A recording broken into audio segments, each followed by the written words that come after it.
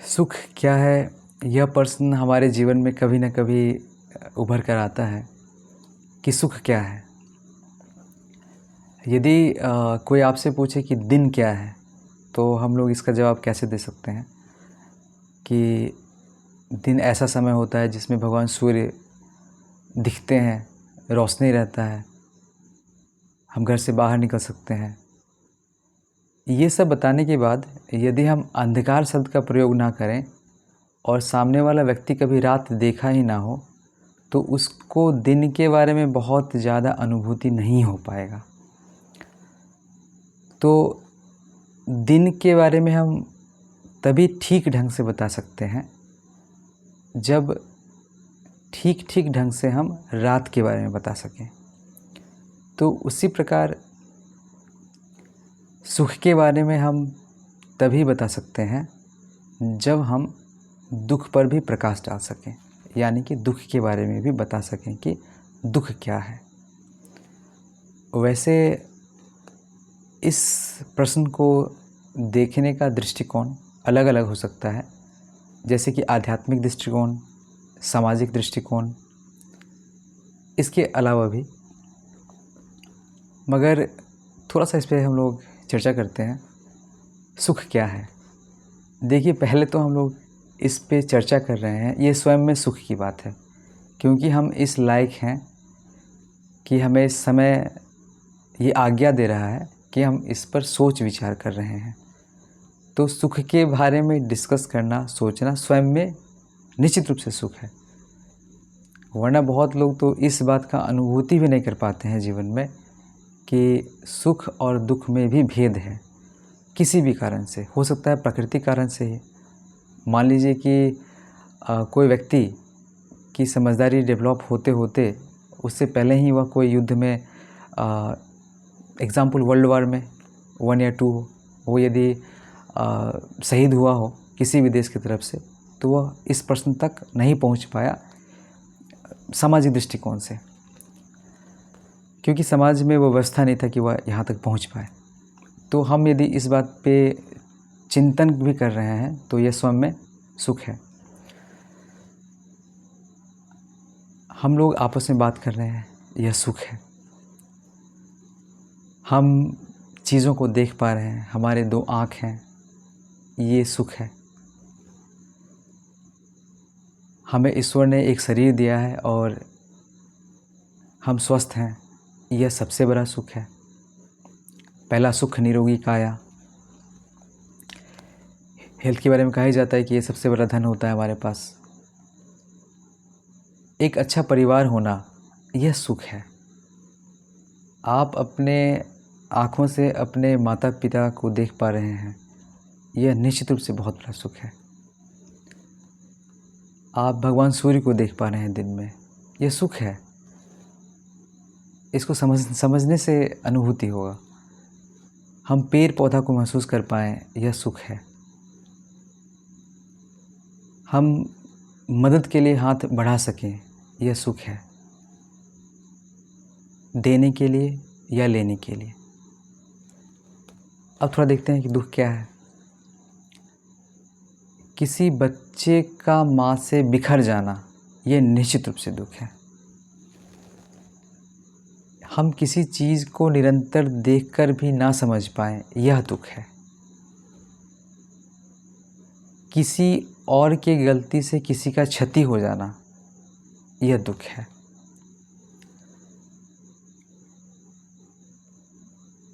न्याय नहीं मिल पाना, सामाजिक न्याय की बात की जा रही है, वह नहीं मिल पाना, वह दुख है। ये सब दुख है। मगर दुख और सुख में जो भ्रांति पैदा होता है, वह क्यों होता है? वो होता है क्योंकि हम कभी कभी या अक्सर संघर्ष को दुख मान लेते हैं, तो लगता है कि सुख का कोई स्थान नहीं बचा। एक व्यक्ति को ज्ञान के लिए मेहनत करना, ये संघर्ष हो सकता है, ये दुख नहीं है।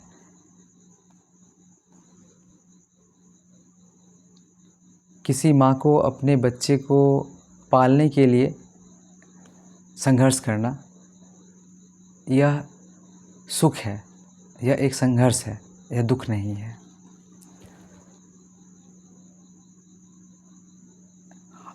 हम लोग महात्मा गांधी के कोटेशन को यदि देखें, देखिए महात्मा गांधी के कई विचार से मेरा मतभेद रहा है। देखिए मतभेद होना एक अलग बात है, मन का भेद होना अलग बात है। उनसे कभी मनभेद नहीं रहा, क्योंकि वे अपने तरीके से उस समय की परिस्थितियों को देखते हुए जो भी उनको लगा वो किए। हाँ, निश्चित रूप से वो जो किए उसमें मुझे ऐसा लग सकता है कि ऐसा उचित होगा या ऐसा अनुचित होगा, वह एक अलग चीज़ है।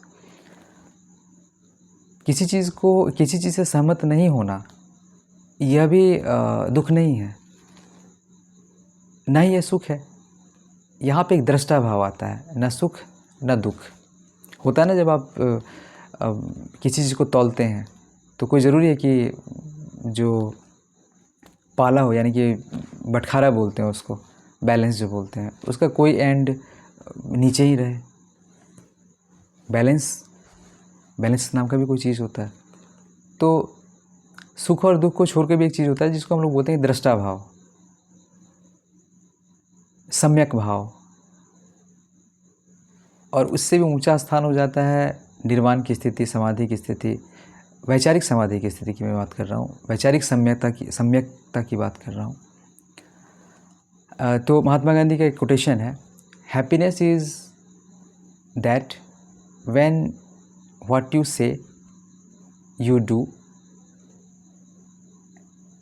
And what you think you say, all this things are in harmony. जो हम कहते हैं वह, जो हम सोचते हैं वह कहते हैं, और जो कहते हैं वही करते हैं या करने का प्रयास करते हैं। अब सुख का सबसे बड़ा डेफिनेशन यही है। यदि हम कहते हैं कि हम जिंदा हैं, तो किस बात के लिए ज़िंदा है? ऐसे दुखी दुखी ज़िंदा है तो क्या ज़िंदा है?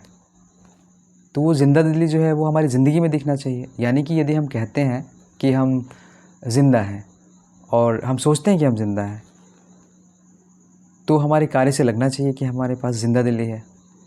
तो ये जो डेफिनेशन है कि happiness is something that when what we think we say and what we say we do. यदि हम ये कहते हैं कि हम एक इंसान हैं, तो क्या हम उस डेफिनेशन को, उस परिभाषा को कार्य रूप में कर पा रहे हैं कि नहीं कर पा रहे हैं? हमारे कार्य में ये झलक पा रहा है कि नहीं झलक पा रहा है? तो सुख यही है कि यदि हम सोचते हैं कि हम इंसान हैं, इतना सोचना मात्र ही इंसान होने का जो परिबद्धता है उसको पूर्ण करता है। और यदि आप बड़े दार्शनिक को देखें, उनको पढ़ें, इसमें महात्मा गांधी स्वयं भी आते हैं, रविन्द्रनाथ ठाकुर आते हैं, उसके बाद अरविंद घोष आते हैं, या सिगमंड फ्रॉयड आते हैं, रजनीश आते हैं, या सद्गुरु आते हैं। सुख और दुख का एक बहुत बड़ा जो निचोड़ जो इनके बोलने से या इनके माध्यम से जो हमें पता चलता है वो ये है कि जीवन में एक समरसता बनी रहनी चाहिए, कि आपके विचार में एक संभाव की स्थिति बनी रहनी चाहिए। ये सबसे बड़ा सुख है कि हम सुख को अनुभूति कर पा रहे हैं। कैसा अनुभूति? आँख खोलने के बाद दिखाई देता है, ये एक अनुभूति है। हम सांस ले रहे हैं, यह सुख है। हमें 3 बार भोजन मिल रहा है, ये सबसे बड़ा सुख है। यदि आप कभी भूखे रहे हो तो, यदि आप ठीक से चल पा रहे हैं तो ये सबसे बड़ा सुख है। यदि कभी पैर टूटा हो तो सुख और दुख की परिभाषा में संघर्ष को मिश्रित मत कीजिए, इसको मिक्स मत कीजिए। और इसको मिक्स नहीं करने पर हमें स्वयं ही यह अनुभूति होता है कि क्या सुख है, क्या संघर्ष है और क्या दुख है। जो मेरे मन में आया और जो मैंने पढ़ा था, जो थोड़ी भी एक्सपीरियंस टीचिंग के माध्यम से हुआ, मैंने सोचा कि इसको आप सभी के सामने रखूं।